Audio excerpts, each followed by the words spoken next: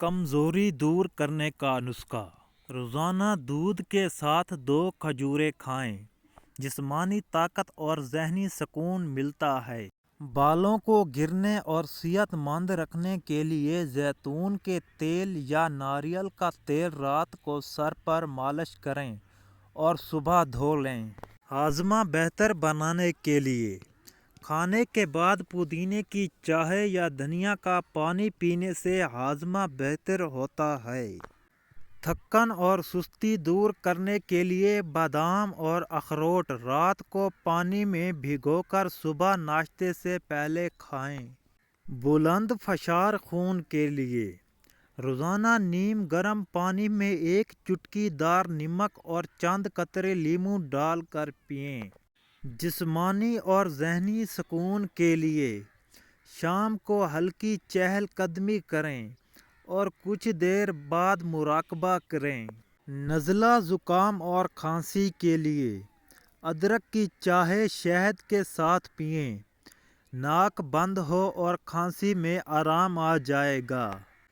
جلد کی خشکی اور چمک کے لیے کھیرے کے رس اور شہد کا ماسک چہرے پر لگائیں، 15 منٹ بعد دھو لیں۔ توانائی اور قوت مدافعت بڑھانے کے لیے روزانہ صبح خالی پیٹ 1 عدد انار یا کچھ اخروٹ کھائیں۔ جسم میں طاقت اور قوت مدافعت بڑھتی رہے گی۔ آنکھوں کی کمزوری کے لیے گاجر کا جوس یا روزانہ 1 عدد گاجر کھائیں۔ آنکھوں کی روشنی اور قوت بینائی میں بہتری آتی ہے۔ بھوک بڑھانے کے لیے رات کو سونے سے پہلے 1 چمچ بادام کا تیل یا بادام بھگو کر کھائیں۔ بلغم اور کھانسی کے لیے ادرک اور شہد کا مکسر لے کر دن میں 2 بار کھائیں۔ گلے کی خراش اور بلغم کم کرنے میں مفید ہے۔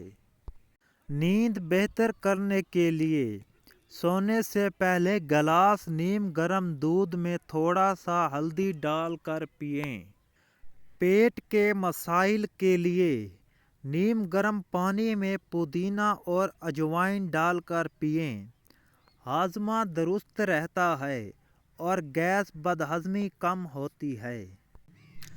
دل کی صحت کے لیے صبح خالی پیٹ لیموں پانی میں پئیں اور تلی ہوئی چیزیں کم کھائیں۔